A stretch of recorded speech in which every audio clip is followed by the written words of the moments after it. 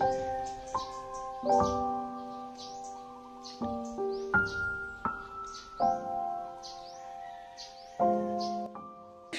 কেমন আছো তোমরা সবাই? আশা করি সবাই খুব খুব খুব ভালো আছো। আমিও খুব ভালো আছি।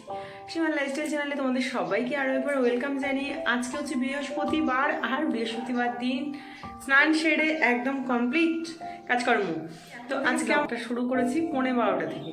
তো চলো, এদিকে তো রান্না বান্নার তো ব্যাপারগুলো দেখাচ্ছি, চলো ব্যাক ক্যামেরায় দেখাই। ওগুলো তো মাজা হয়েই গেছে, গতকালকে বাসন ছিল আর সেগুলো মাজা হয়নি রাত্রেবেলায়। আর তো একটু এডিট কমপ্লিট ছিল, মানে এডিট বাকি ছিল, সেটা কমপ্লিট করেছি। আর সকালবেলা ঘুম থেকে উঠে এই বাসন কুসনগুলো মেজে নিয়েছি।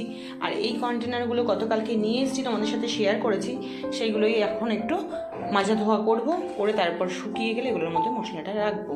এই হলো। আর কি বলবো, একটা ভাত রয়েছে, মানে গতকালকে ভাত রান্না করেছি, একদম অল্প হয়ে গেছে, রাতে ভাতে শর্ট। তারপর আবার রাতে অল্প একটু ভাত বসিয়েছি, আর সেই ভাতটা একটু বেশি হয়ে গেছে, সেটাই আজকে দুপুরে খেয়ে নেবো, সেটাই হয়ে যাবে। তাহলে এই বেলায় আর রান্না করবো না, ও বেলায় দেখা যাবে। তো সেই জন্য এখন এই কন্টেনারগুলো রয়েছে, কন্টেনারগুলো চলো একটু ধুই, ধোয়া মাজাগুলো করি, চলো। তো কন্টেনারগুলো ধুতে ধুতে তোমাদের সাথে কিছু কথা বলি। আমার এখন নতুন সংসারের কেনাকাটাও টুকটাক প্রতিদিনই চলতে থাকছে। যখনই বেরোচ্ছি, কাজের জন্য বেরোচ্ছি, একটু কিছু কেনাকাটা করে নিয়ে চলে আসছি, এই চলছে এখন আমার। তো তোমাদের নিশ্চয়ই চৈত্র মাসের সেলে একবার হলেও ঘোরা হয়ে গেছে বা কেনাকাটা চলছে। আমার কিন্তু এবছর চৈত্র মাসের সেল নিয়ে কোনো রকম মাথা ব্যথা নেই, কোনো প্ল্যানিংও নেই। তবে এখন আমার নতুন সংসার সাজানোর উদ্যোগে আমি রয়েছি।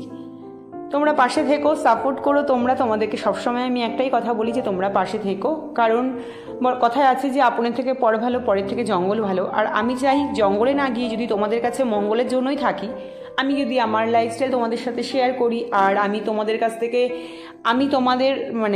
আমি ব্লগ শেয়ার করছি, আর তোমরাও আমাকে কমেন্ট করো, তোমাদের সাথে যেন আমার কনস্ট্যান্ট কমিউনিকেটেড থাকে, তাহলে আমারও বেশ ভালো লাগবে, আমার একাকিত্ব ফিলটা হবে না।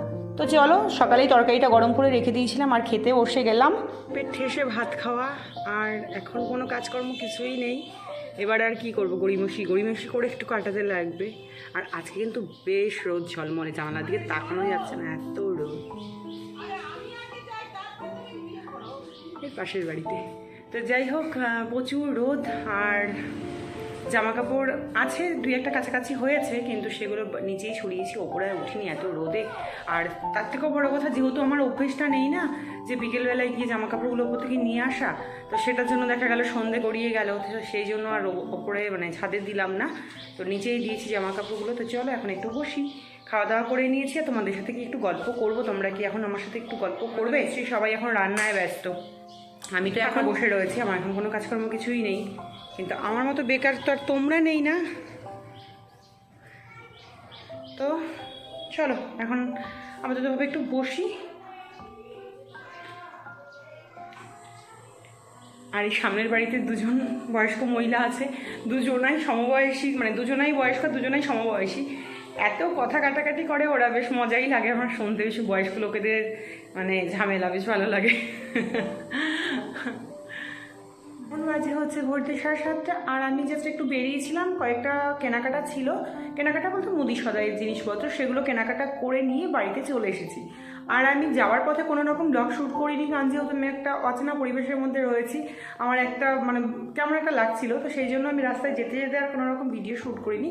দোকান সদাইটা করে এসে তারপর বাড়িতে এসে ভিডিওটা শ্যুট করছি। তো চলো কি নিয়ে এসেছি একটু দেখাই। টুকিটাকি কিছু জিনিসগুলো লাগতো, সেইগুলোই তুলে নিয়ে এসেছি, আর করে নিয়ে এলাম দোকান থেকে। নিয়ে এসেছি এখানে একটা ছোট্ট আটার প্যাকেট নিয়ে এসেছি, সকালে একটু রুটি ফুটি বানিয়ে খাওয়া যাবে। আর হচ্ছে এখানে এই চা, একটু সার্ফ নিয়ে এসেছি, দুধ নিয়ে এসেছি, চা, তারপর হচ্ছে এটা কি একটু বেসন নিয়ে এসেছি, ওটা সর্ষে, কালো জিরে, আর একটা এই চায়ের প্যাকেট, একটা উজালা, এই সমস্ত জিনিসগুলোই নিয়ে আসলাম এখন। আর তো এই মুদি সদাইগুলো নিয়ে আনার ছিল, তো সেগুলোই এখন বেরিয়ে গিয়ে নিয়ে এসেছি।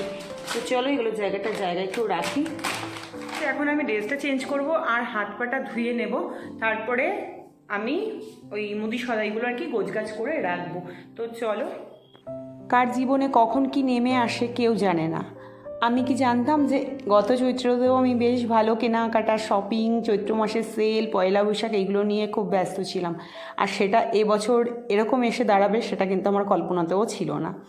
অন্যবার হতো কি যে পয়সা জমাতাম, হাতে একটু পয়সা রাখতাম, চৈত্র মাস এলেই একটু টানাটানি থাকে, সেটার একটা ব্যাপার থাকতো। কিন্তু তার মাঝখান থেকেও কিন্তু চৈত্র সেলে একটু যাব, বেরোবো, দুই একটা কিছু কেনাকাটা করব, এই ছিল হচ্ছে চৈত্র মাস।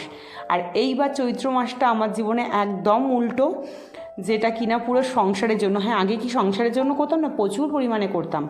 সংসারের জন্য যদি না করতাম তাহলে ওই সংসারটা সংসার বলে থাকতো না কোনো কিছুই। কিন্তু এইবার যেমন কি পুরো সমস্ত কিছু নতুন করে তুলতে হচ্ছে এখন নতুনভাবে, সেটা একটু চাপের বিষয় হয়ে গেছে, তোমরা বুঝতেই পারছো।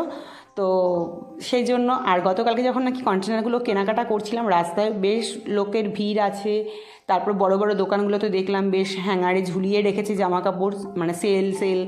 তো বেশ ভালোই লাগছিল দেখতে। তবে আমি ওই দিকে একদমই না তাকিয়ে আমি এখন পুরো মানে কি কি লাগবে, কোন জিনিসটা খুবই এমার্জেন্সি যেটা লাগবে সেটাই কেনার, মানে কিনে একটু সংসারটাকে গুছাই।